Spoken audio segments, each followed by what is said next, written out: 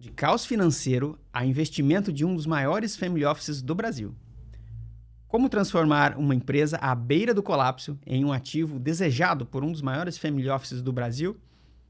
Essa é a história de uma empresa extremamente endividada, sem controles e sem governança, mas com um projeto de alto impacto na sociedade. O que foi feito para reverter esse cenário? Eu sou Leonardo Grisotto, especialista em M&A, e hoje eu vou te contar uma história de uma transação intensa de 2 anos que transformou essa empresa de um risco inaceitável para um investimento estratégico e bem-sucedido. Quer entender quais mudanças foram cruciais para reverter esse cenário e atrair investidores? Se você já está no Substack, YouTube ou ouvindo o podcast, continue comigo até o final. Se está vendo essa chamada em outra rede social, acesse o link na bio para conferir o conteúdo completo. Vamos lá?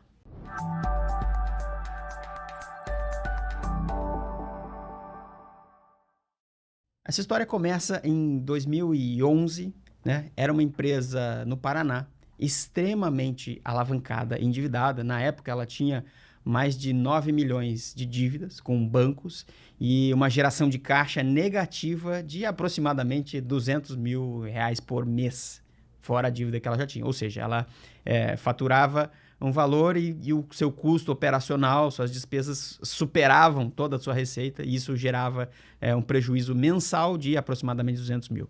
Ou seja, era uma operação inchada, ociosa, ineficiente.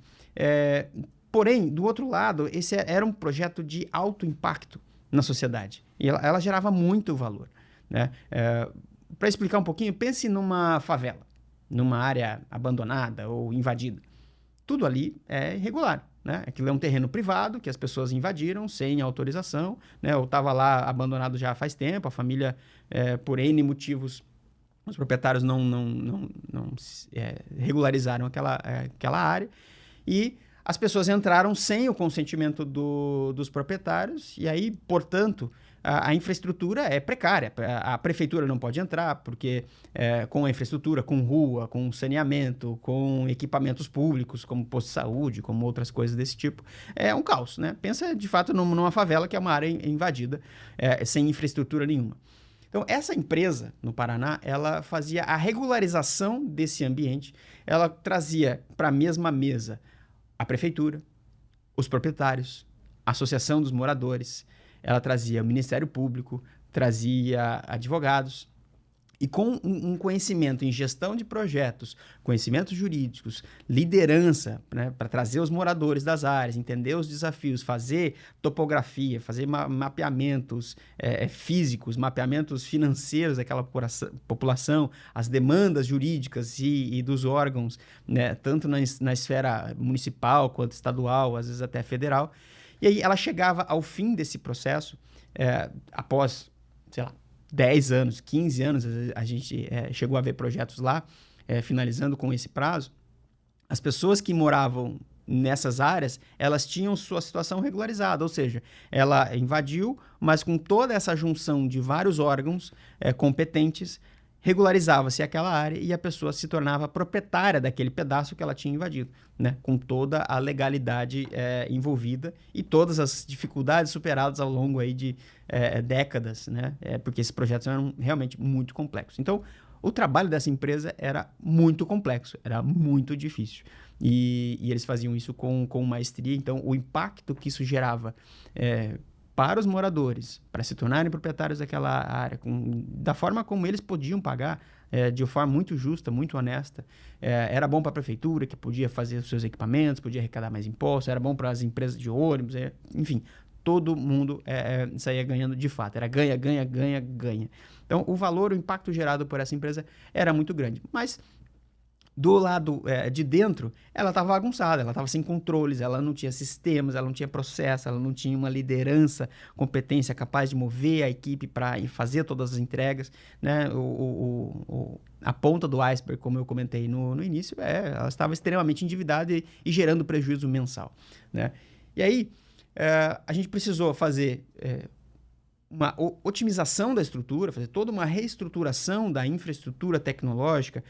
Eu fui buscar um RP que tinha similaridade com o ambiente escolar, que no caso dessa empresa, todas as fazer um deparo ali nos filtros, nos campos, era muito parecido. Então, trouxe um RP de escola, de um ambiente educacional, que se encaixou perfeitamente na empresa.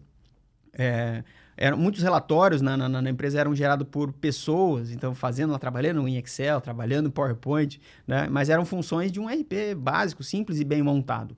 E aí, quando a gente trouxe essa ferramenta para dentro, as coisas começaram a otimizar, né?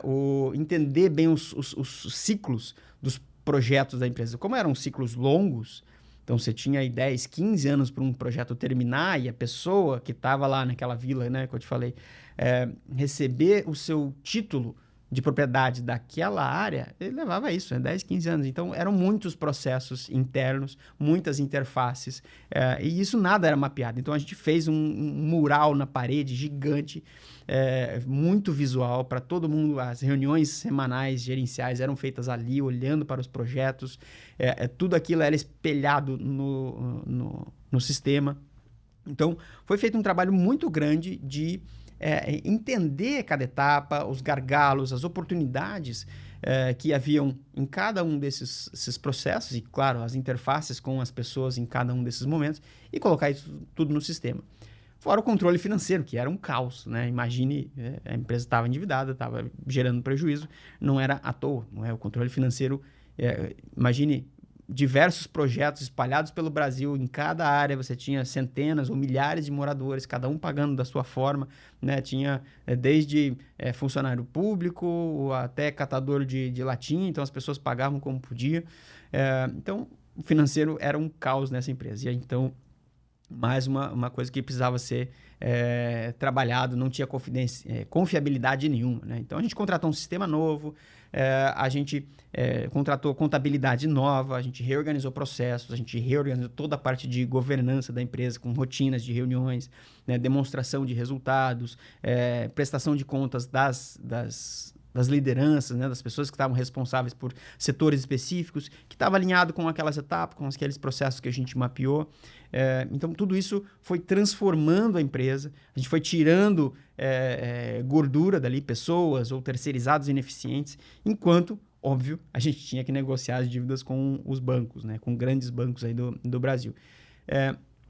Por a empresa ter esse perfil de impacto social muito grande, embora uma empresa com fins lucrativos, né, como eu falei, ela chamou a atenção de um dos maiores family offices do Brasil, né? Só que, óbvio, o investidor, e isso vale não só para family office, como para todo tipo de investidor, quando ele vê um risco muito alto, ele fica avesso a fazer aquele investimento. Ele não quer fazer investimento, né? A relação risco-retorno. Se o risco é muito alto, não vai me dar um retorno, não me dá uma visibilidade de retorno no longo prazo, simplesmente eu não invisto. E era o caso aqui. Então, o risco era muito alto e aí o investidor não queria, mas a tese era boa. Na medida em que nós fomos trabalhando essa empresa para diminuir o risco de operação, o risco de etapas, o risco de liderança, o risco de pessoas, o risco financeiro, aí a gente começou a dar mais visibilidade, os fundos começaram a demonstrar mais interesse, a gente começou a fazer um roadshow com eles e apresentar a tese e como que a gente estava estruturando essa empresa. E, em paralelo, então, começou esse processo de captação de investimento com os fundos, demonstrando cada uma dessas etapas, né? Mas teve um grande fundo, né, de São Paulo que teve o interesse, adorou a tese da empresa, né, o impacto que ela gerava, mas ele ainda não podia entrar por conta desse risco gigantesco que essa empresa apresentava. E aí, esse fundo acompanhou todas as nossas ações por mais de um ano e viu nosso compromisso, ou o compromisso dos sócios que assumiram em sanear essa empresa para receber o investimento e crescer. Por fim, após 2 anos de muita luta, de muito esforço, muito suor, muita dedicação, a gente conseguiu organizar a casa, diminuiu drasticamente os riscos e atraímos o tão sonhado investimento. Esse fundo entrou, fez parte do cap table da empresa, trouxe gente nova para assumir as nossas posições, que a gente estava lá dedicado quase que full time, né, para poder acelerar e fazer essas coisas acontecerem. Foi um processo de preparação muito intenso, né? Como eu falei, de 2 anos, com uma dedicação muito grande para poder tirar ela daquela situação e chegar num patamar que ela recebesse esse investimento. Aí a empresa prosperou, continuou seu impacto positivo e o legado do fundador até hoje. Essa é uma história muito bacana de contar, porque mostra aquelas dificuldades que a gente sempre vê e ouve puxa, eu não consigo receber investimento, não estou preparado ainda. Então, reforço mais uma vez, já tenho dito isso aqui no canal, em outros vídeos, a importância da preparação da empresa, a importância da transparência e da governança para fazer um bom movimento de atrair capital ou vender a empresa.